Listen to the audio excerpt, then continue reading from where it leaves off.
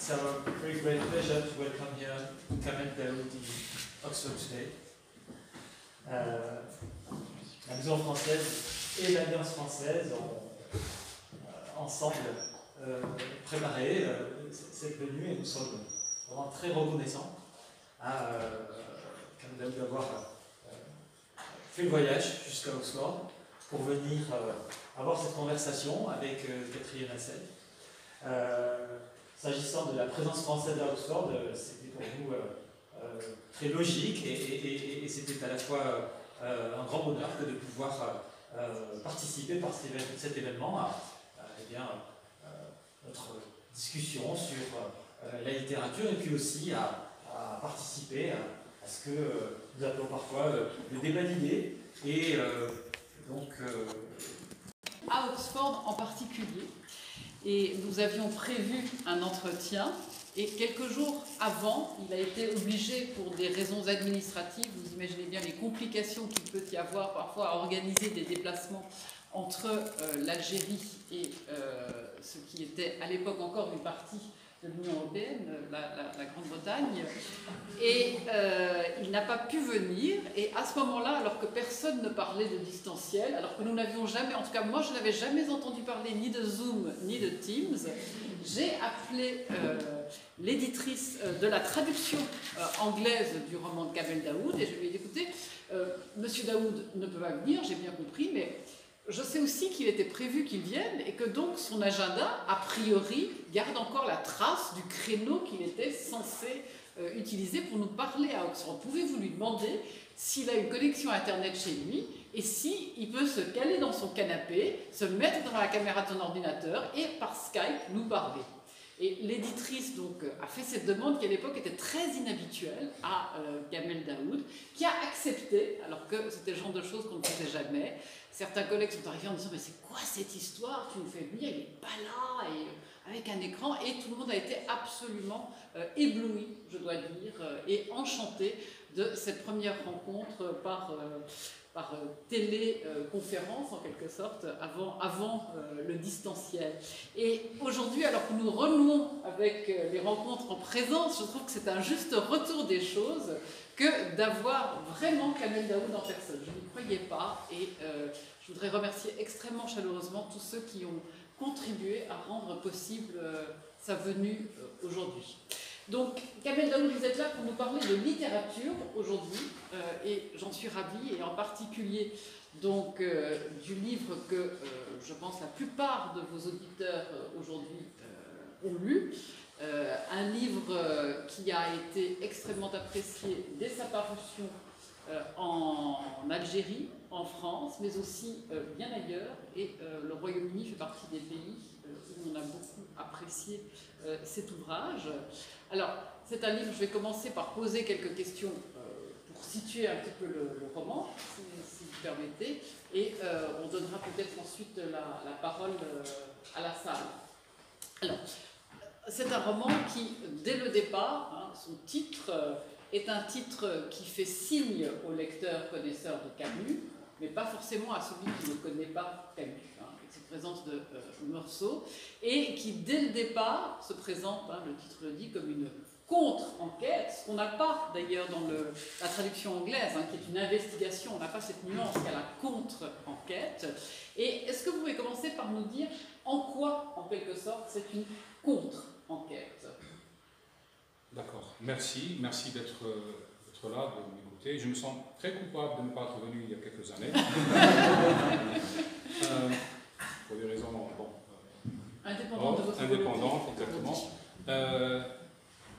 Alors, en quoi c'est une contre-enquête? Au début, quand j'ai eu l'idée d'écrire ce roman, toute écriture de roman est d'abord ludique, c'est un amusement en soi, il ne faut pas l'oublier, le lecteur est sérieux, l'écrivain l'est à moitié. Et donc, l'idée première, je me suis dit, pourquoi ne pas reprendre un petit peu les codes du roman policier, mais en les pervertissant. Dans le roman policier classique, on a le cadavre, on a un assassinat, on a plus ou moins des témoins, mais on n'a pas le nom du tueur. Dans le cas de l'étranger, on a le nom du tueur, mais on n'a pas le cadavre, mais on sait que c'est un meurtre. Et c'est vraiment une inversion que j'ai trouvée fascinante. Et donc je me suis dit au début, pourquoi ne pas pousser l'ironie jusqu'à convoquer 2 ou 3 codes du roman policier pour parler d'une contre-enquête, pour installer dès le début l'idée qu'il s'agit à la fois d'un crime et d'un livre. Ce sont la recherche d'un corps et d'un corpus à la fois.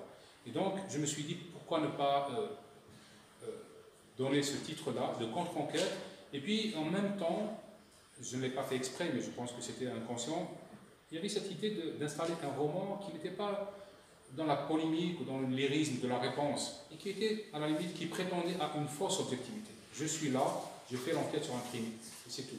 Ne pensez pas que je sois français, et ne pensez pas que je sois algérien. Et vous pouvez même le croire, même si ce n'est pas vrai. Et alors, vous avez parlé de nom, là, à l'instant, en rappelant que chez Camus, nous avons le nom de l'assassin, mais ce que vous n'avez pas dit, évidemment, c'est que chez Camus, on n'a pas le nom de la victime. Et votre roman redonne un nom, donne une identité et redonne un nom à la victime. Est-ce que, pour vous, ça a été un des aspects essentiels? Parce que pour le lecteur, je crois que cette découverte de l'individu est extrêmement marquante. Et que ce nom aussi est très marquant. Quand on écrit des romans, on apprend très tôt 2 choses. C'est qu'il faut un conflit, c'est-à-dire il faut qu'il y ait un objectif, et il faut qu'il y ait un prétexte au texte, mais un prétexte qui dure tout au long de l'histoire, c'est-à-dire qui ne s'épuise pas au premier chapitre et au deuxième. Il faut au-delà même de l'intrigue, qu'il y ait un aspect très profond. Ça peut être un objet dans un roman, ça peut être dans un film, je ne sais pas, j'ai vu récemment The Father, c'est la montre. Et il faut quelque chose qui fétichise toute l'histoire et qui la tienne, qui lui donne un centre. Et ça peut être n'importe quoi. Et dans ce cas-là, pour moi, c'était le nom. C'était dénommer, c'était trouver un nom. Et rappeler toujours qu'il s'agit de quelqu'un d'anonyme, qui n'avait pas de nom et dont il s'agissait justement de restituer l'identité. C'est pour ça que j'avais envie d'écrire un faux roman policier où l'enquête serait inversée, où c'est assez paradoxal, où c'est le mort qui vient dire aux gens, écoutez, j'ai été tué, personne ne me connaît, personne ne se préoccupe de mon sort, mais n'oubliez pas, sans moi, il n'y aurait pas de roman policier. Dans un roman policier, malheureusement, on parle du policier, d'où le genre. Mais on devrait peut-être aussi parler de celui qui en est victime, qui est à la fois une absence, mais quelque chose d'essentiel. Donc, pour moi, comment faire en sorte que ce revenant ait un enjeu dans ce roman-là? Parce que vient chercher un revenant? La vengeance? Harceler les gens qui survivent après sa mort? Que veulent le revenant finalement? Une explication à la mort? Ou peut-être accomplir une histoire qui a été inachevée? Essayer de revenir et de consoler ceux qui sont restés. Puis tout ça, on le sait. Et puis, on peut aussi revenir pour savoir qui on est, qui on a été. Et pour rappeler aux gens que je m'appelle X et j'ai été tué. Et donc, nommer, pour moi, c'est quelque chose de très important. Le nom du personnage, c'est l'enjeu, le fétiche profond qui tient cette histoire-là et qui fait qu'elle soit soudée. Une histoire a besoin d'unité autour d'un objet. Et alors, c'est une enquête qui est aussi une quête, puisque on a ces 2 personnages importants au fond, le mort, la victime, et le frère de la victime. Et vous avez parlé d'objectivité et de fausse objectivité, justement. Et je crois qu'on peut aussi s'interroger sur la personne et le personnage. Hein, donc, comment ces relations s'agencent, comment pour le lecteur, et je sais que certains sont parfois désarçonnés à la lecture, et il y a des moments où ils ne suivent pas forcément qui avance, qui dit quoi, il y a certains moments du récit où un trouble est installé. Et je dirais que pour les très bons connaisseurs de Camus, ce trouble est encore plus installé quand on s'aperçoit qu'il y a parfois des bribes de phrases qui circulent chez des personnages qui ne sont pas ceux chez lesquels on les attend. Est-ce que vous pouvez nous parler un petit peu de ce travail qui a conduit à cela? Alors, dire que c'est un travail conscient, c'est revendiquer une intelligence que je n'ai pas. Mais il faut toujours aussi garder l'aspect ludique, comme je vous le disais au début.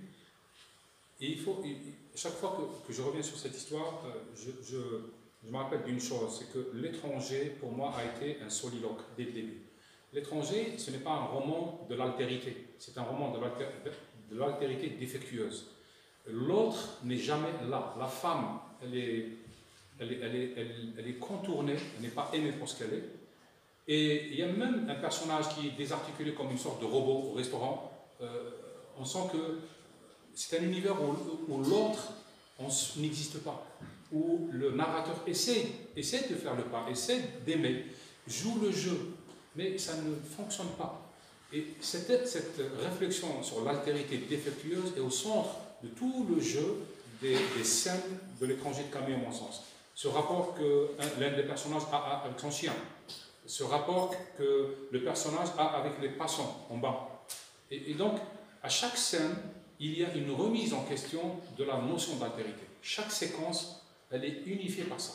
Au-delà de ce qu'on a pu dire sur ce roman, et ce qu'on a le droit d'y lire et comment on peut l'interpréter, il y a d'abord ces séquences répétitives sur l'altérité. Donc, il s'agit d'un soliloque. C'est un monologue, en quelque sorte. Et mon personnage était aussi dans ce monologue-là, était dans cette solitude de quelqu'un qui était malheureusement encore plus seul, parce que autant Meursault était enfermé dans son monde, mon personnage était enfermé dans le monde de Meursault. Et donc il y avait une sorte de va-et-vient entre les deux personnages. Pour moi, c'était assez amusant, et ça, j'avais l'impression, je ne sais pas si j'ai réussi, de mieux incarner cette notion de solitude et de délire. Parce que la plus grande solitude, on la sent parfois parce qu'on fait face à quelqu'un qui vous répète les mêmes phrases que vous avez dites. Et c'est, du point de vue de la mise en scène, ça incarne mieux la solitude que de décrire c'est un personnage seul. Imaginez quelqu'un en face de vous et qui dit la même phrase en face de vous et qui répète la même phrase toujours. Et finalement, c'est le spectacle le plus douloureux et le plus insupportable de la solitude, où l'autre n'est que la répétition de soi-même. Je ne sais plus qui réfléchissait sur l'érotisme en disant que pousser très loin avec ça la perversité et la perversion, c'est aboutir à une sorte de niveau où l'autre n'existe plus, où l'autre n'est plus que l'objet futile de son propre désir. Le sujet est vidé de lui-même, et donc on est dans cette solitude du jouisseur qui a poussé la perversion jusqu'au bout. Dans le cas du personnage que j'ai essayé d'imaginer, c'est que c'est un homme qui était lui-même perdu par rapport à un autre personnage. Mais il y a plus amusant, c'est que, vous savez, dans les fictions, il y a un artifice pour ceux qui veulent écrire. Vous savez, quand on prend une fiction et quand on imagine une autre fiction qui en parle, l'effet c'est que les deux deviennent réels. Quand on écrit Autant n'emporte le vent, c'est un roman. Mais quand on imagine les meilleurs plats cuisinés dans l'univers de Autant n'emporte le vent, les deux romans deviennent réels. C'est une magie de la fiction. Deux fictions qui s'ajoutent l'une à l'autre, les deux deviennent réels. Dans ce cas-là, ce personnage, j'espère que je ne suis pas très complexe, ce personnage imagine un autre personnage qui, eux-mêmes, c'est-à-dire les deux dépendent d'une personne, l'écrivain, Camus. Et ça crée une sorte de va-et-vient qui accentue la solitude. Parce que finalement, qui est coupable, qui ne l'est pas, qui dans ce soliloque. Et justement, vous parlez de soliloque, mais il y a aussi une forme de dialogue. Alors votre dialogue avec Camus, on va peut-être en parler. Est-ce que vous vous souvenez de votre première lecture de Camus? C'est la question qu'on me pose le plus souvent. Alors, j'en doutais un peu. J'ai deux réponses, l'une sincère, l'autre intelligente. Je commencerai par la réponse intelligente. La rencontre avec Camus pour un Algérien, il est pensé, il est imaginé que le lecteur algérien, de par l'histoire, soit absolument un lecteur politique, c'est-à-dire un lecteur scandalisé, ce qui est le fond de la politique. C'est-à-dire, je lis et je suis scandalisé par le fait que je n'ai pas d'image en tant qu'arabe dans ce roman. Pourquoi? Parce que je suis un Algérien, parce que je suis né d'une histoire de la décolonisation, parce que dans ce roman, c'est quand même le roman de l'effacement, parce que ça ne colle pas à tout un récit national de revendication et de restitution de sa propre image. Ça, c'est la réponse intelligente. Je pouvais dire que oui, j'étais scandalisé, j'étais heurté, j'ai interrompu, rageur et colérique, ma lecture. J'ai revendiqué un personnage qui est ma ressemblance. Mais la réponse honnête, c'est que quand on lit un roman, la littérature a cette magie de suspendre le jugement. On le sait tous. Et elle ne suspend pas seulement le jugement, elle suspend la nationalité, l'appartenance, le corps.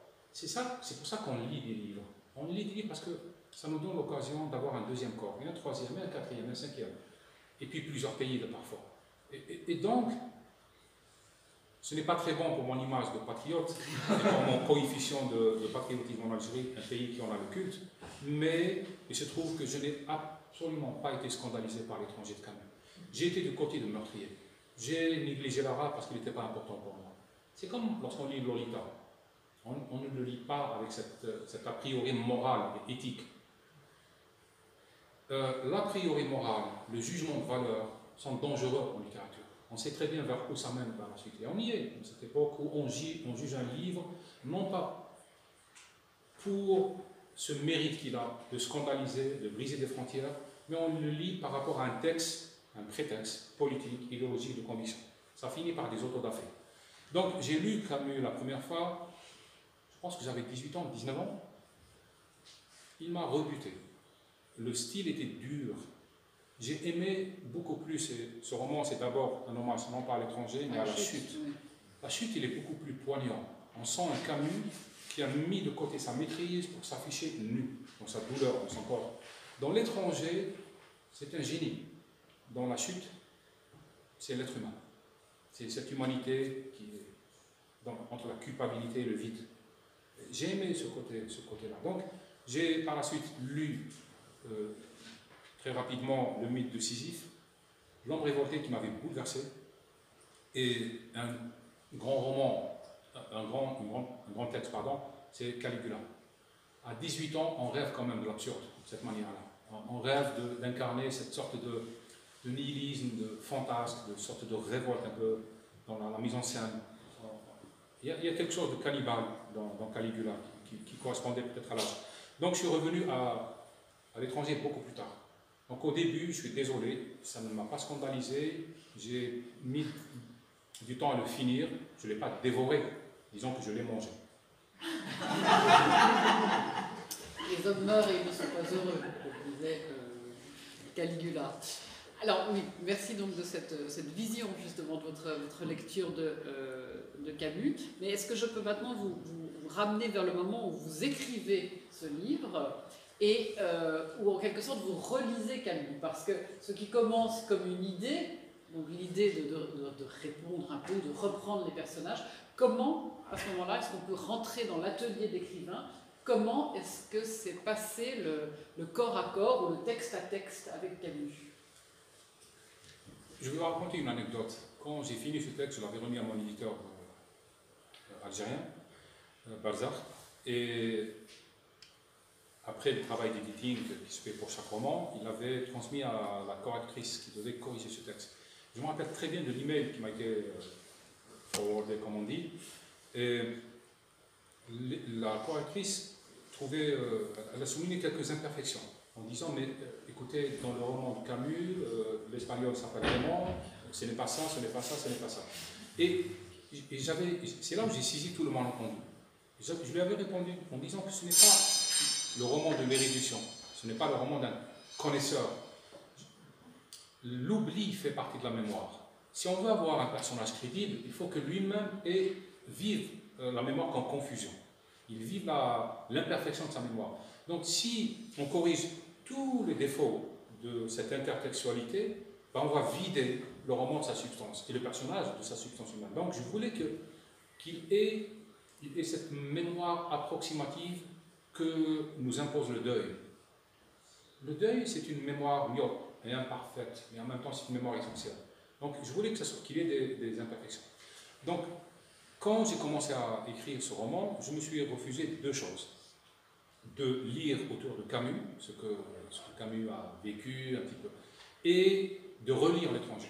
Je voulais écrire à partir du souvenir que j'avais de l'étranger, non pas à partir du texte lui-même. J'ai pensé, peut-être que c'est bien, que c'était beaucoup mieux, c'était beaucoup plus proche de la véracité, du vraisemblable. Donc il y avait ça. Donc j'ai commencé à écrire, et c'était amusant parce que finalement, ce roman, il est né d'une phrase. Aujourd'hui, je traduis « ma maman est encore vivante ». Et tout le roman, parfois, comme dans les discussions, comme dans les histoires d'amour, comme les récits de certaines nations, c'est la redondance, le bruit que fait un mot. Le « encore », pour moi, c'était ce roman. Ma mère est encore vivante. Donc le « encore », il fallait l'expliquer, il fallait le creuser, il fallait le déplier. Et j'ai commencé à déplier un petit peu en disant que cette histoire était racontée, etc. Mais on a oublié quelqu'un. À partir de ce moment-là, il y a ce qu'on appelle la nécessité du récit. C'est-à-dire, je me suis dit, d'abord, techniquement, qui va raconter l'histoire? Le mort, ça pose un problème plus complexe. Il faut injecter une sorte de théologie ou de métaphysique pour justifier le retour du mort. Donc c'est lourd. Je me suis dit sans frère, un frère. À partir de ce moment-là, j'ai introduit la mère. La mère, je devais l'évacuer au deuxième chapitre, en me disant, bon, ça passe. Et le souci, c'est qu'elle était là. Et c'était elle le centre tout prenait sens à partir de son silence. C'est-à-dire, dans un crime, il y a le crime, il y a le criminel, et il y a celui qui le pousse dans le dos. Et ce troisième personnage est important. Là, après, c'est venu comme ça, je veux dire. On a beau expliquer, comment expliquer un rêve? Est-ce qu'on dit parce que la chambre d'hôtel était magnifique? Est-ce qu'on dit parce que j'étais fatigué, j'ai fait ce beau rêve? Ou parce que j'étais bien? Ou parce que le matin j'ai gagné au loto? On n'explique pas comment vient un rêve. Et par la suite, il faut quand même construire une raison. Donc au début, c'était ludique. Il y avait un texte souverain, magnifique. Il y avait moi dedans, avec une petite lampe, cherchant du sens. Et il y avait mes 2 ou 3 personnages qui étaient là. Et on a un petit peu traversé ce labyrinthe-là, et chacun avec ses raisons, chacun avait sa narration. Bon, mon personnage était bavard, ça explique le roman. Et il y avait un autre personnage qui était encore plus bavard, mais de manière beaucoup plus tragique, c'était la mère. Elle était silencieuse, mais tout dépendait d'elle. Après, il y a eu des... comment dire, il y avait des phrases de l'étranger qui revenaient. Et puis, même vers la fin, franchement, vous savez, quand vous entamez un roman comme ça, il y a une grande question. Ce n'est pas le début, c'est la fin. À quel moment je vais arrêter? À quel moment je vais dire stop? Ce roman est fini. C'est vrai qu'on sent l'arc narratif, on sent que... En même temps, c'est tellement délicieux de ne pas s'arrêter, de continuer. Et je me suis imposé une seule règle à la fin, pour trancher la question. J'ai compté le nombre de mots de l'étranger de Camus, et j'ai fait la même chose pour Meursault. C'est-à-dire, c'est le même nombre de mots dans les 2 romans, et je me suis dit comme ça, disons que c'est une solution technique pour arrêter la conversation. Et alors, vous avez barré des adverbes pour arriver au bon nombre. Comment vous avez fait? Je suis journaliste, donc j'ai l'habitude de la contrainte de l'espace et de comment on peut... Et puis mon éditeur, ils m'ont beaucoup aidé aussi dans ce sens-là. Et grosso modo, c'est le même nombre de mots et le même nombre de pages. Je trouvais ça assez amusant aussi. Et alors, vous venez de parler de la mère, hein, ce personnage absolument passionnant de la mère, effectivement, pour laquelle, à la place de laquelle votre personnage d'enquêteur parle jusqu'à un certain point. Il se substitue à une impossible narration maternelle. Et cette figure de mère, quand est-ce que... Alors, vous dites que la phrase a fait surgir le roman. Quand est-ce que vous avez su qu'elle était vivante, quelque part, la mère? Est-ce que c'est partie du jeu de dire j'inverse la phrase et qu'est-ce qui se passe? Est-ce que le personnage s'est imposé à vous? Non, à un certain moment, et on le sent, enfin je ne pense pas que ça a été réfléchi, je le dis, c'est que, vous savez, quand on écrit un roman, il y a des questions très simples. C'est pour ça que parfois, quand on commence, on bute, on n'arrive pas à terminer l'histoire, on jette le manuscrit parce qu'on n'est pas content. Parce qu'au fond, on n'a pas répondu à 3 questions qui sont fondamentales. 1, quel est l'objectif quand on raconte? Lui, il voulait un nom. D'accord? Quel est l'obstacle? Lui, c'était un roman qui était très célèbre. Mais après, il y a quelle est l'excuse pour prendre la parole? Il faut une excuse. Sinon, le récit ne tient pas. Il faut toujours une excuse. Et ça ne veut pas dire que l'excuse, elle est écrite dans un roman. Elle est toujours sous-entendue. D'ailleurs, un bon roman ne s'explique pas. C'est très mauvais. Donc, à un moment, mon personnage était bavard. Mais il était trop bavard. Et généralement, quand on est trop bavard, c'est pour échapper à une douleur, échapper à une personne. C'est comme le personnage de La Chute. Il parle beaucoup pour écraser l'autre.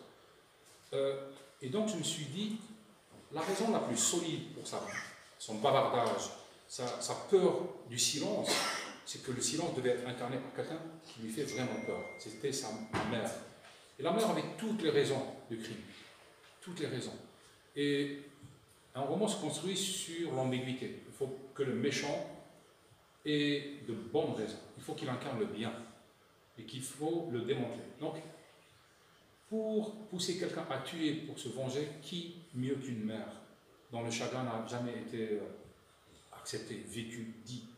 Donc, mon personnage était tellement bavard qu'il fallait imaginer quelqu'un de silencieux qui soit puissant. C'est tout le conflit, c'est entre lui et sa mère. Il parle beaucoup pour lui échapper. Il le dit à moi. Il dit que je veux maîtriser une langue qui puisse élever une barrière entre moi et elle. Tant que je parle, eh ben, elle ne va pas me dévorer. Elle ne va pas m'écraser. Et le jour où je vais m'arrêter de parler, eh ben, elle commencera à avoir raison. Elle me tuera. Et vous parlez justement de langue. Donc cette question de langue, là aussi, est essentielle, hein, puisque l'arabe, chez Camus, c'est le personnage, mais l'arabe, la langue, est aussi en quelque sorte chez vous, joue un rôle très important, puisque c'est par le français que va passer ce récit, ou que va passer cette quête, hein, de votre personnage qui maîtrise cette langue. Oui. Oui. Non, je suis en train de réfléchir. tout de suite intervenir. Et est-ce que vous avez le sentiment de cette présence quelque part de deux langues? Je pense que pour les lecteurs, il y a, en tout cas pour le lecteur qui n'est pas algérien, parce qu'on en parlera peut-être dans une minute du fait que les réactions ne sont pas les mêmes quand les Français ou les Européens en général et les Algériens lisent votre roman. Mais dans quelle mesure est-ce qu'il y a peut-être une conscience d'une autre langue qui vous habite peut-être en tant qu'écrivain et qui habite votre personnage?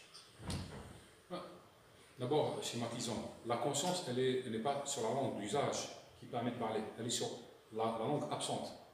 Et elle est absente pas au sens idéologique, c'est-à-dire que ce n'est pas l'arabe écrasé par le français. C'est au sens, est-ce qu'il y a une langue qui dit les choses et une langue qui est incapable de dire les choses. Il y a donc des choses qu'on peut dire, il y a des choses qu'on ne peut pas dire. Croiser le regard de quelqu'un d'autre avec qui on a une histoire pose tout ce problème-là. Les mots paraissent futiles. Il y a une langue encore plus souveraine et plus puissante. Donc, je ne peux pas échapper à l'interprétation sur l'usage des langues entre la France et l'Algérie, bien sûr. D'autant plus que j'aime la langue française. Et c'est une langue de libération pour moi, ce qui est scandaleux dans le récit national, parce que c'était une langue d'oppression. Quand j'arrive moi plus tard en disant que c'est une langue de libération, ça scandalise, et je comprends. Dans ce cas-là, il y avait un double enjeu. Il y avait d'abord une langue qui pouvait dire les choses, et les choses qu'on ne peut pas dire, que ce soit en arabe, en anglais ou en mandarin. C'est ça. Le deuxième niveau, c'est la langue de quelqu'un qui a été puissant, qui a été dominateur, et la langue absente de quelqu'un qui a été soumis. Que ce soit le japonais et le mandarin, par exemple, ou le sud-coréen. Donc c'est une langue de domination, une langue de soumission entre les deux. En même temps, il y a une langue de protection. Le narrateur utilise une langue que sa mère ne comprend pas, et ça le sauve, ça le protège. C'est parce que cette langue n'est pas traduisible dans son langage à elle, c'est comme une muraille, c'est comme une carapace. Et cette langue devient son corps. C'est le seul moyen qu'il a de se défendre, c'est d'être intraduisible pour sa mère. Donc il y a ça. Bon, bien sûr, il y a l'aspect historique, l'aspect écorce. C'est du français.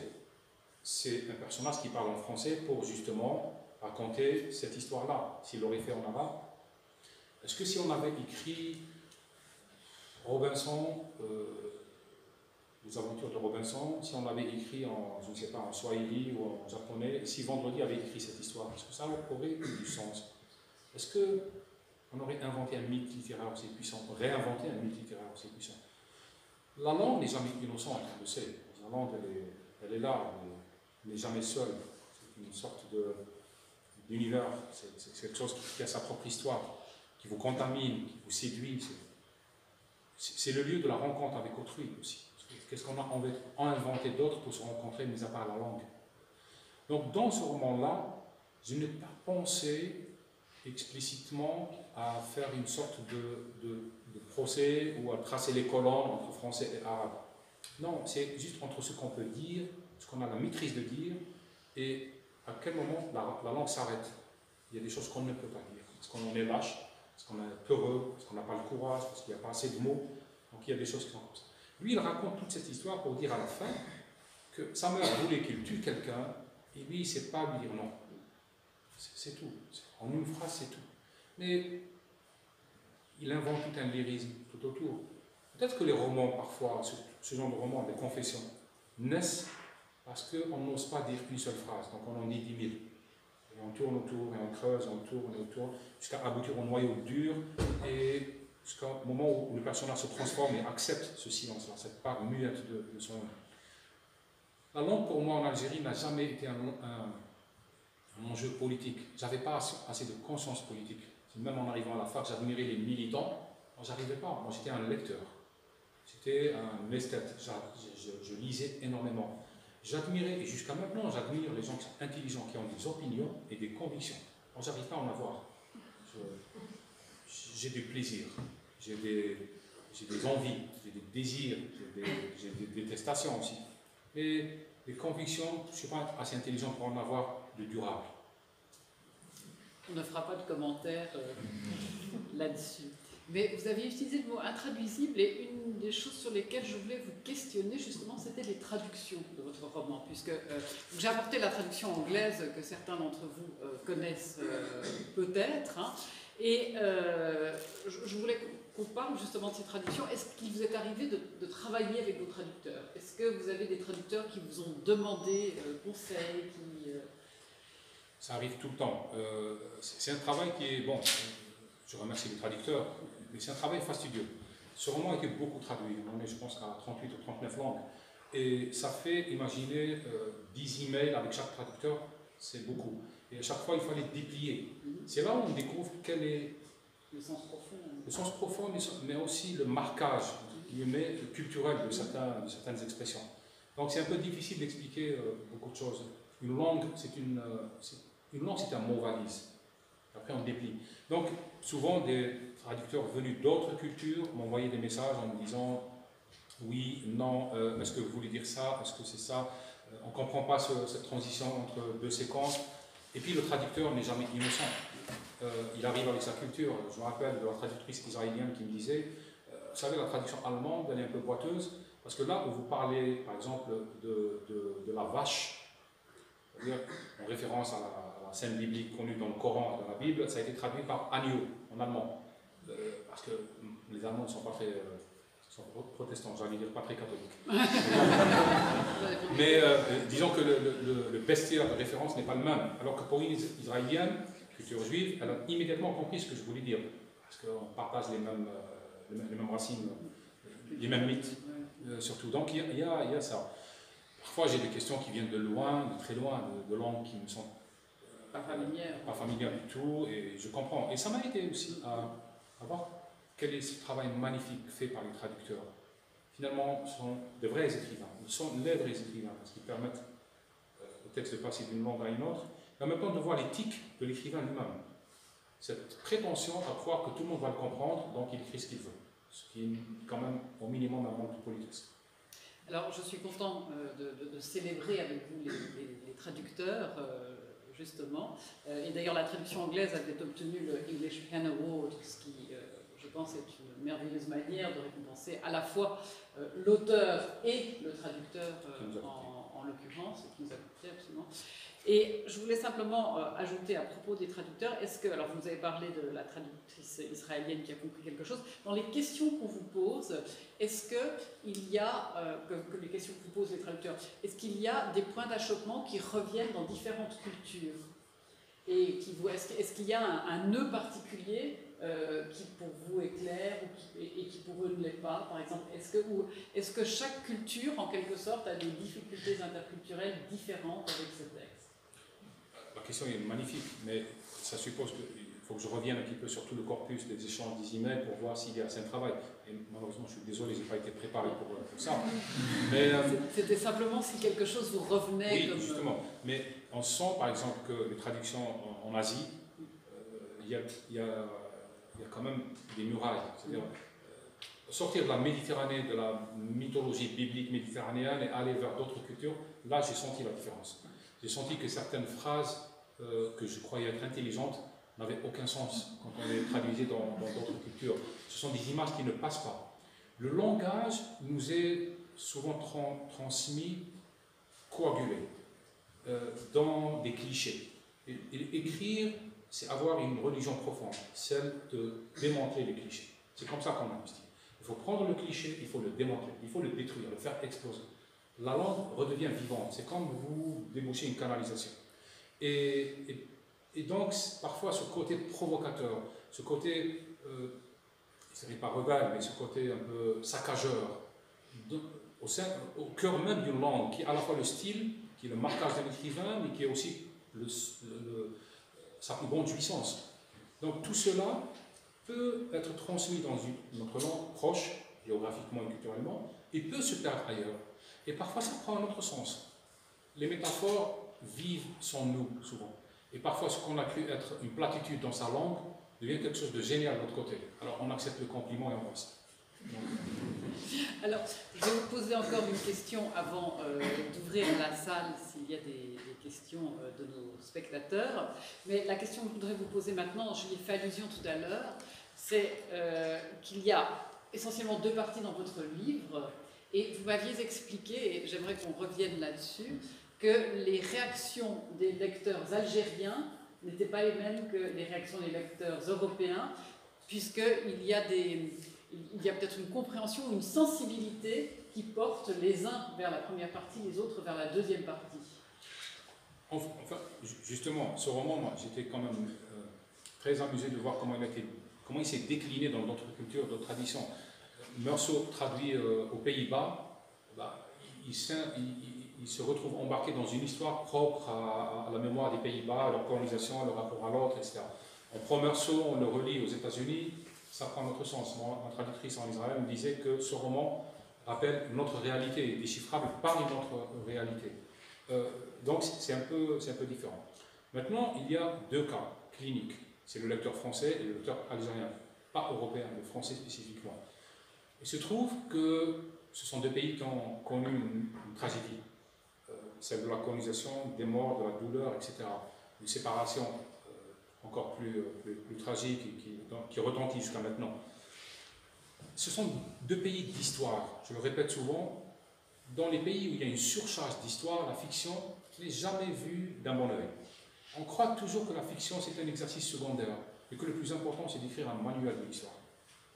Donc l'histoire, la fiction n'est pas respectée pour ce qu'elle est, une façon de traiter le monde et de le raconter. Donc on vous dit, ah d'accord, vous avez écrit ce roman pour répondre à Camus, qui était du côté des colons. Donc on est toujours dans ce... Il est très difficile de dire, mais écoutez, c'est un roman, ce n'est pas un verdict, c'est un roman. Il porte des ambiguïtés, il raconte nos contradictions, celles de l'humain. Il n'est pas là pour trancher ou décider le bon et le méchant. Ça c'est le propre des romans de propagande, qui ne durent jamais. Il est comme nous, à l'image de nos contradictions, de nos faiblesses, de nos lâchetés, de nos dénis aussi. Donc, dès le début, c'était un peu difficile. En Algérie, parce que j'étais un chroniqueur très contestataire, très agressif et peut-être indépendant. Donc, les gens se sont dit, ah bon, il en a fini avec la dictature en Algérie, maintenant, il se dirige vers les grands classiques de la colonisation. Alors que pour moi, c'était vraiment un hommage profond à Camus. De l'autre côté, en France, au début, il y avait quand même un flottement. Parce qu'on accueille, parce que finalement, un Algérien, né après l'indépendance, qui écrit un roman à propos de Camus de l'étranger, ce n'est pas une bonne entrée pour dire que je suis innocent. Donc, dès le début, on accepte un rôle. Donc, ça a été un peu, il fallait beaucoup de travail, de nuances, de sélection de phrases, comme j'en fais maintenant, pour que les gens distinguent derrière l'écrivain, plutôt derrière le personnage de l'écrivain. C'est un acte de littérature. Je disais hier, durant la rencontre à Londres, ce qui était paradoxal, c'est que le lectorat français, de tous les jours que je rencontrais un peu partout dans les villages, etc., parce que j'avais beaucoup voyagé, était très intelligent. Ce sont les médias qui étaient dans une posture un peu manichéenne. Les lecteurs aimaient ce livre, ils ont aimé ce livre et je les en remercie vraiment. Ils ont vu que c'était un livre, un roman, une fiction, de la littérature. Donc, ils venaient aux rencontres avec cet esprit-là. Par contre, les journalistes, pas tous bien sûr, étaient embarqués dans une histoire que vous connaissez, c'est-à-dire qui est le bon, qui est le mauvais, qu'est-ce qu'il veut pas, etc. Donc, j'appelle ça un processus de congélation. C'est quoi la congélation? C'est que lorsque vous êtes interrogé sur la guerre d'Algérie, comme si vous veniez de la finir à l'instant là, j'ai déposé ma Kalachnikov là, je suis entré avec un livre en disant oui, j'ai des raisons d'avoir fait la guerre. Alors que moi, je suis un enfant de l'indépendance, je suis un enfant du présent. Il est très difficile de plaider la cause du présent dans des pays qui sont liés par l'histoire de la colonisation. On vous soupçonne de vouloir être un peu, disons, original, ou de vouloir séduire les Français, ou de leur donner de la bonne conscience, ou d'emmerder son propre électorat du pays d'origine. On ne vous accepte pas pour ce que vous êtes. Donc au début, ça a été difficile de placer ce roman hors des cases. Il fallait vraiment échapper à tout ça. Et puis il y avait des anecdotes une que je répète souvent, qui je trouve croustillante. Vous savez, le roman, il y a une partie où le narrateur est très critique vis-à-vis du personnage adverse, alias l'écrivain ou Meursault, et une deuxième partie où il découvre que finalement le véritable drame il est en lui-même dans son pays. Je me rappelle très bien que les gens en Algérie, certains me disaient la première partie est magnifique, la deuxième elle est moyenne. Et je me rappelle le jour où j'ai été reçu dans une émission radio, je l'ai raconté hier à Londres, où un vis-à-vis qui était pied noir, qui me disait, vous savez, la deuxième partie est magnifique, mais la première est moyenne. Et c'était tout le drame de l'histoire. Vous savez, l'histoire elle devient lourde quand on n'est pas écrite. Et elle veut voler tout, les voix, les morts, les récits, la littérature, elle veut s'accaparer tout. Le seul moyen de finir avec une histoire, c'est de la finir, justement. C'est de dire, ok, ça a été fait, ça c'est l'exactitude, à défaut de vérité, et on passe. Et là, on commencera à rêver, on commencera à imaginer des romans. Donc au début, c'était un peu difficile. Après, j'ai découvert le reste du monde. Là, on me pose des questions aux Pays-Bas. Je me rappelle, j'étais invité sur un malentendu, parce qu'une grande conférence, il y avait 300-400 personnes, si je me souviens bien, si ce n'est pas mon égo qui raconte, où quand même j'ai compris que j'étais invité presque avant le wokisme, à parler en tant qu'ex-colonisé. J'arrive en disant, oui, mais en termes de hiérarchie, le présent passe avant le passé. Ça ne veut pas dire que le passé n'existe pas, parce qu'on essaie de me faire dire ça. Ce n'est pas vrai. Il se trouve que je suis vivant. Ce n'est pas une faute d'être vivant.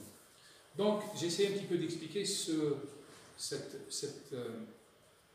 profond anachronisme qui est un culte dans les pays décolonisés.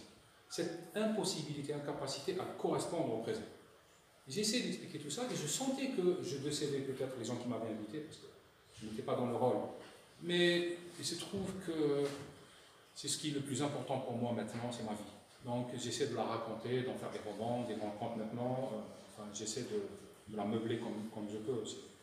Donc il faudrait peut-être un jour que j'écrive un récit sur comment ce livre a été accueilli, parce qu'il y a énormément. En Algérie, il y a eu un délire fou sur une théorie comme quoi ce roman m'a été commandé à l'époque par l'Élysée parce qu'on voulait célébrer un petit peu, on voulait blanchir Camus, il fallait un Algérien qui le fasse.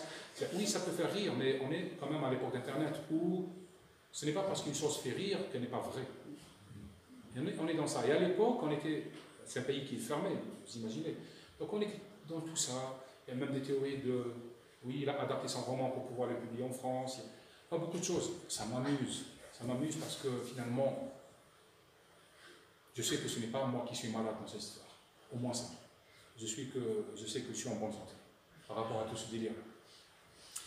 Alors, je vais ouvrir les questions à la salle. Est-ce que quelqu'un a une question? Le cas échéant, je la répéterai pour que les gens qui sont en train de nous suivre par la grâce du distanciel puissent entendre. Alors, y a-t-il une question dans la salle? Sinon, moi, j'en ai d'autres, mais je ne voudrais pas monopoliser l'occasion qui nous est donnée. Quand il n'y a pas de questions, oui. Ça veut dire que j'étais très convaincant. Alors, monsieur enlève son masque pour qu'on l'entende. Bonsoir, merci. Moi, je fais une question par rapport à votre très beau récit, Le peintre dévorant la femme, où vous revenez sur le personnage de Meursault en l'associant finalement à une figure de terroriste. Et j'aurais aimé que vous en parliez un peu davantage. Et si je peux me permettre juste une deuxième petite question en lien aussi avec ce récit. parlé de votre nuit passée dans le musée Picasso, et je me suis demandé quel artiste est-ce que vous auriez choisi pour illustrer Meursault contre Anglais. Donc deux questions. Donc la première autour du texte qui s'appelle Le peintre dévore sa femme, qui revient sur le personnage de Meursault et qui le met en rapport avec un terroriste. Et une deuxième question, donc à partir de la nuit au musée Picasso, sur le peintre ou l'artiste qui pourrait illustrer ce texte. Alors l'artiste qui pourrait, je commence par la deuxième, l'artiste qui pourrait illustrer, ça peut pas paradoxal, c'est un peintre que j'aime beaucoup, enfin qui est fascinant, c'est Goya. C'est assez paradoxal, surtout dans ces tableaux où quelqu'un se dévore lui-même et dévore ses enfants. Peut-être qu'on ne voit pas le lien, mais c'est tout le propre de l'art, c'est qu'on arrive à tisser pour des raisons personnelles un lien entre un personnage et une peinture. Automatiquement, je pense à ça, je pense à Goya. Maintenant, pour l'expérience de Picasso, c'est une expérience que je trouvais fabuleuse. C'est l'idée de mon éditrice à Paris, qui m'avait proposé à l'époque d'être enfermé dans un musée, de raconter cette nuit. C'était fabuleux. Le calendrier a voulu que ce n'est pas un choix, que ce soit l'exposition 1932, année érotique de Picasso. Bon, c'est pour vous dire que parfois, les choses arrivent comme on le désire. Et c'était une fabuleuse expérience. Alors, pourquoi j'associe les deux terroristes? Il y a une image qui m'avait obsédé pendant des mois. Je ne sais pas si certains se rappellent, mais vous pouvez le retrouver. Il y a eu un carnage, une attaque terroriste en Tunisie. C'était en bord de plage. Et à un moment, on voyait le tueur se balader doucement, tranquillement, entre mer et soleil, avec une arme. Et il y avait ce contraste terrible et à la fois onirique entre la sérénité des lieux, la lenteur du temps, la lenteur des corps, et ça m'a fait frapper. Il avait la même maladie, entre guillemets. Il avait les mêmes airs. C'est une image qui était bouleversante pour moi. C'est extraordinaire comment la collusion entre les deux images, ce meurtrier qui se balade en bord de mer et celui-là qui sont dans la mer. Et pour moi, c'était à peu près la même chose. On me pose la question souvent sur Meursault, sur l'absurde, bien entendu, etc. J'aime bien le mot inexplicable, parce que ça convoque des textes. Le mot absurde, oui, mais j'aime bien l'inexplicable. L'absurde, à la limite, il ne dépend pas de moi. Mais l'inexplicable, c'est quand même un défi. Je disais à l'époque que deux trajectoires. Soit on commence avec l'idée que le monde est inexplicable, est absurde, et à la fin, on fabrique du sens. On écrit un roman, on aime une personne, on construit un palais, on fonde une famille. C'est-à-dire on répare l'inexplicable par notre œuvre, nos actes, par l'œuvre ou le chef-d'œuvre. Soit on fait l'inverse. On se dit que le monde est explicable dès le début, et là on finit par commettre un meurtre à la fin. Au nom de Dieu, d'une conviction, d'une colère, d'une métaphysique, d'une théologie. Donc ce sont deux choses qui sont contradictoires. Soit on décide que le monde est inexplicable, et c'est à nous qu'incombe la responsabilité de l'expliquer et de créer des choses, soit on dit que le monde est explicable, et ça finit toujours avec des camps, des goulags ou des meurtres. Donc ce sont deux trajectoires qui sont faciles. Dans ce cas-là, à l'intérieur du musée, j'ai été enfermé pendant une nuit, et là aussi j'avais pris deux précautions. Un, ne pas lire sur Picasso. Deux, ne pas être informé sur, disons, le catalogue de la toile exactement. Je voulais y aller avec la splendeur, naïveté d'un profane, ce qui est quand même un terrain propice pour découvrir les choses. Et donc, je me baladais, mais il y a des images qui revenaient. Et cette image-là de ce terroriste, jusqu'à maintenant, elle m'obsède.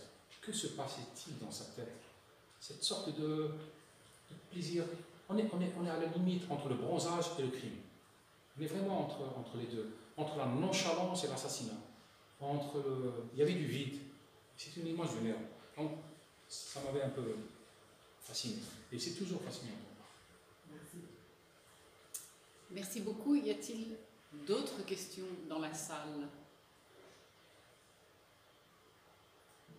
Oui, alors je vois une dame. Bonsoir, merci.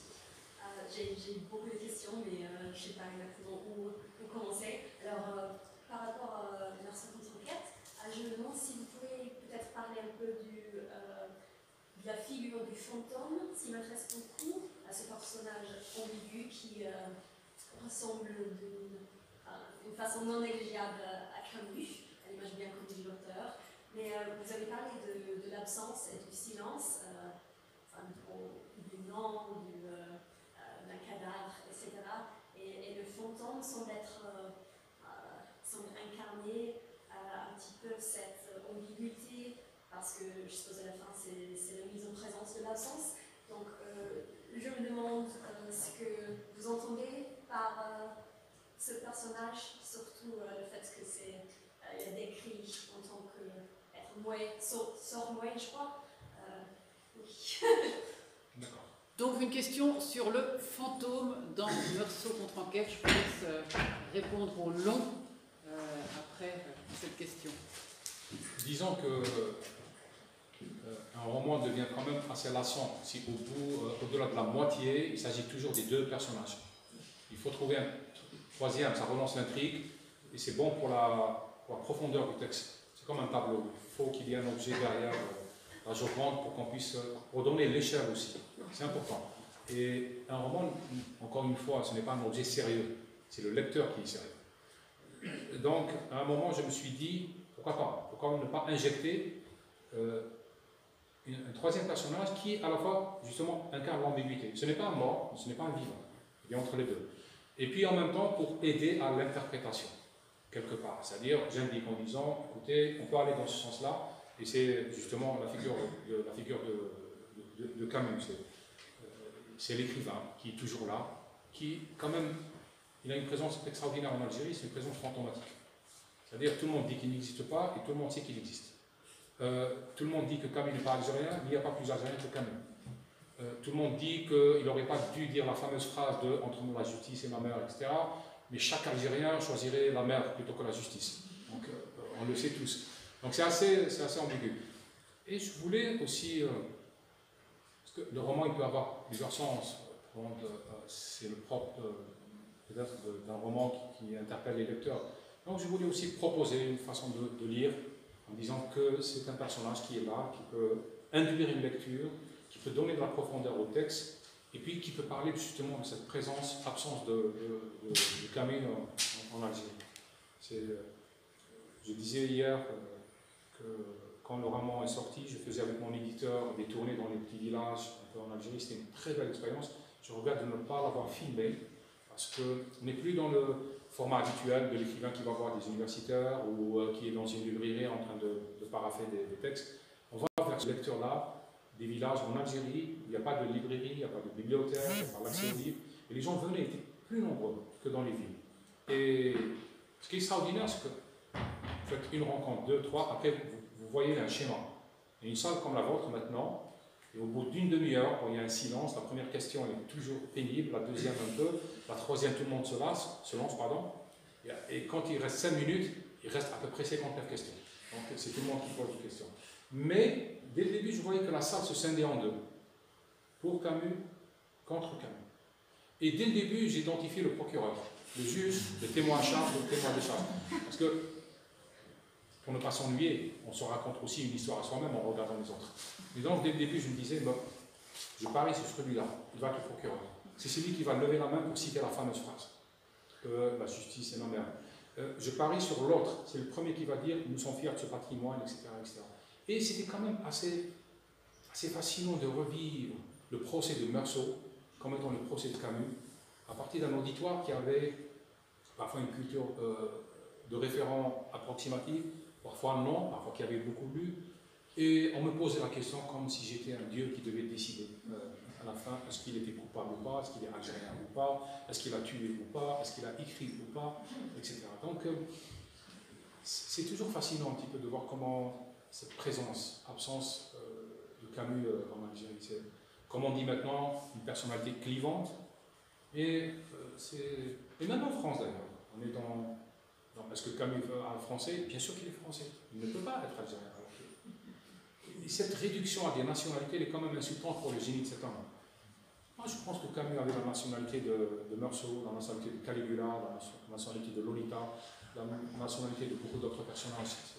C'est quelqu'un qui a interrogé l'homme, n'a pas interrogé des passeports. Donc toute cette figure-là, elle était justement en référence à cette obsession. Parce qu'un revenant, c'est d'abord une obsession. Vous aviez une autre question? Vous aviez une autre question? Vous disiez? Je crois que c'est suffisant. Je suis désolé. C'est très difficile à m'arrêter, mais merci. Moi, je vais en profiter pour poser une autre question moi-même pendant que d'autres réfléchissent, qui est justement à propos des universitaires. Vous avez dit que vous avez un public d'universitaires, un public qui vous lit. On a un passage quand même aussi dans le roman qui n'est pas sans référence à cet univers-là.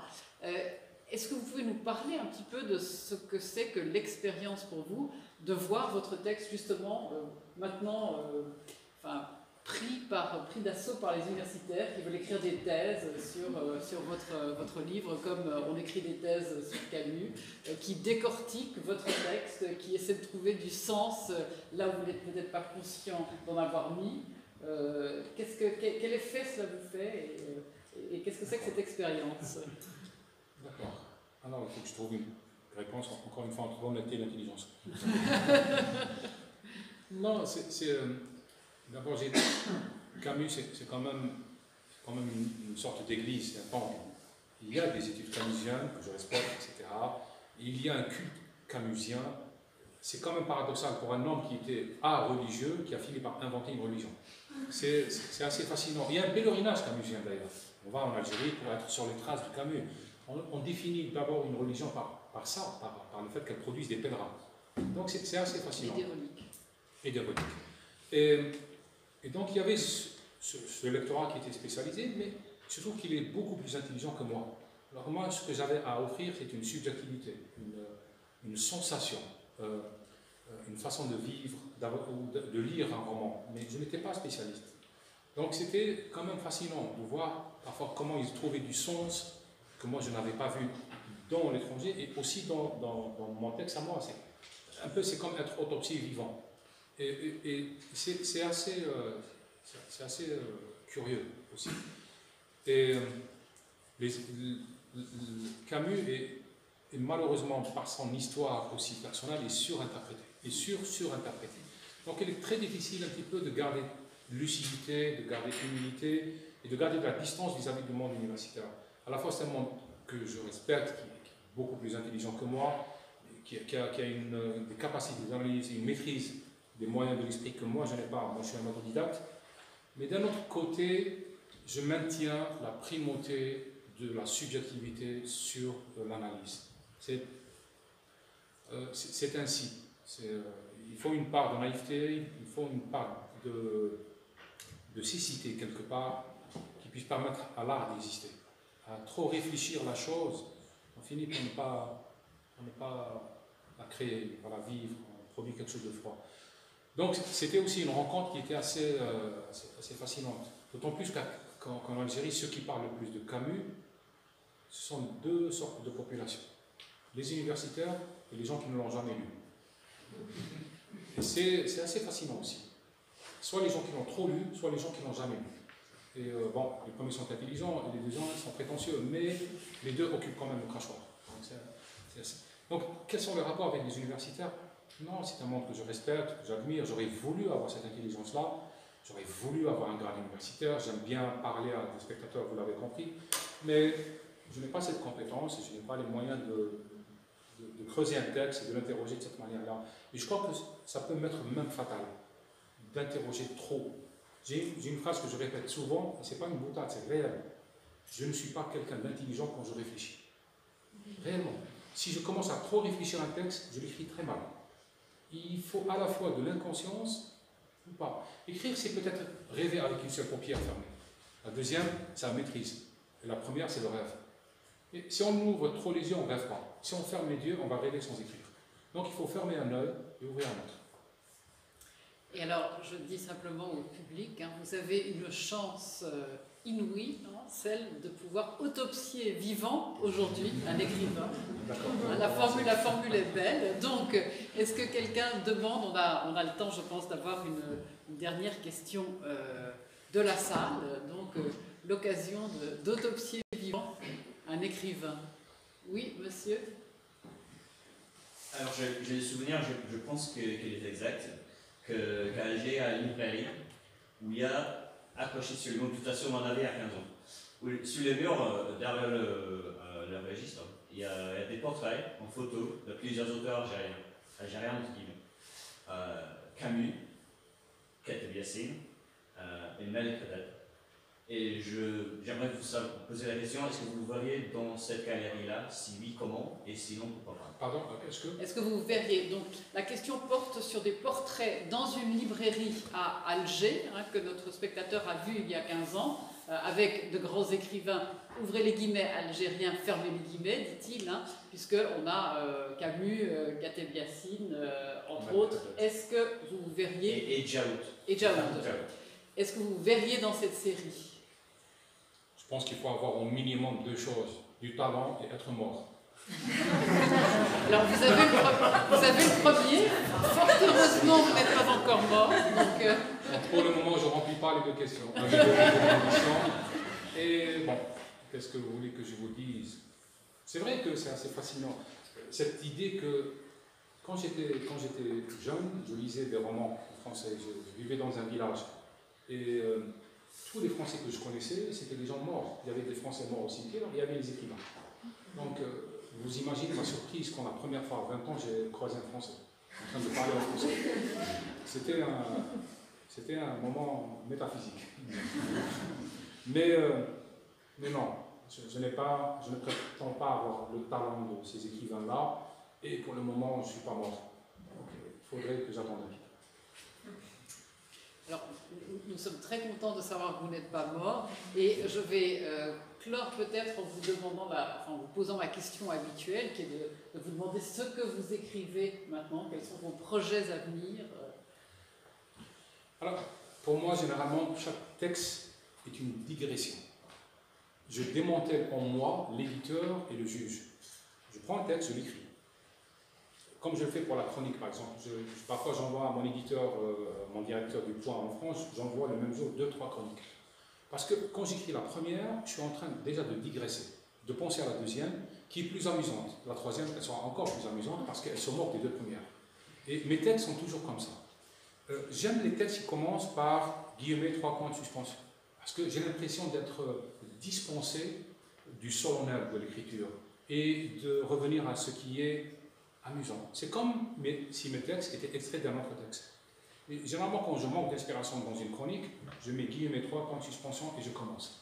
Et c'est comme si j'interrompais une conversation quelque part entre 2 livres. Je me dis, mais écoutez, est-ce que je peux placer un mot? Et j'écris. Donc, j'ai plusieurs textes qui sont en chantier, 2 qui sont finis, mais je trouve beaucoup plus amusant d'écrire celui qui va suivre. Bon, et à un moment, il faut que j'arrête ce jeu, je choisis un texte à travailler avec mon éditeur pour pouvoir aller dans ce sens-là. Tout cela pour vous dire que parler d'un texte qu'on est en train d'écrire, c'est le meilleur moyen de ne pas le finir parce qu'il devient plus amusant. Je ne vais plus m'amuser à l'écrire, il deviendra un devoir universitaire, scolaire, appelez-la comme vous voulez. Alors que fondamentalement, écrire, c'est une forme d'école buissonnière, c'est une forme de digression permanente. Donc, si je vous dis que j'écris tel texte, soyez sûr que je ne vais pas le finir. Je peux vous raconter des textes que je n'ai jamais finis, je peux vous dire que bon, je m'amuse avec cette métaphore. Je vais écrire Le vieil homme et la mer du point de vue de l'espadon. C'est amusant. Oui, ce sera un beau conte écologique, etc. Et donc, pour moi, l'écriture, c'est toujours, ce n'est pas un chantier comment dire, de discipline, etc. Je m'impose des heures d'écriture. En même temps, chaque texte est dégressif. Il y a un thème qui me fascine depuis quelque temps, c'est l'anachronisme. C'est comment est-ce que je découvre finalement, au fond, très rare les personnes que j'ai croisées qui savent qu'est-ce que c'est le présent. On est toujours en décalage par rapport. On est en décalage en tant que nation, parfois, en tant qu'individu, en tant que groupe, en tant que corporation, en tant que couple. Le présent est très difficile à saisir. Et je crois que c'est le propre de la poésie quand elle est très vigoureuse, ou le propre du chef-d'œuvre. On dit pourquoi, je me suis posé la question comme vous, peut-être pourquoi le chef-d'œuvre ne meurt pas. Justement, le chef-d'œuvre parle du présent, donc il est éternellement présent. L'histoire de Lolita ou de l'idiot sont là pour toujours, parce qu'ils parlent du présent. S'ils parlaient, s'ils incarnaient le passé, ils seraient déjà morts. Et s'ils incarnaient le futur, ils n'auraient jamais été écrits. Et on est dans ça. Donc, ça me fascine cette histoire de la mémoire, cette obsession de la mémoire en France comme en Algérie, et comment on construit autour de la mémoire quelque chose qui est bouleversant. Et une phrase vous avez cité un jour, en faisant une conférence sur la mémoire, l'obsession de l'hypermnésie dans les ex-colonies, comment on veut se souvenir, mais à tout prix de tout, de chaque détail. Et une nouvelle j'avais bâti ma conférence sur ça, une nouvelle de Borges qui s'appelle le Fewness ou la mémoire, où il parle de quelqu'un qui se souvient de tout. Et j'ai trouvé la plus formidable, le plus génial résumé de l'état de l'Algérie de maintenant.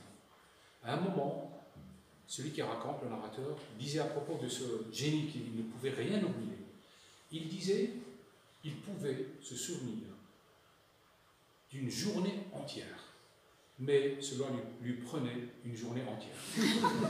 Et je crois que c'est toute notre tragédie dans les pays décolonisés.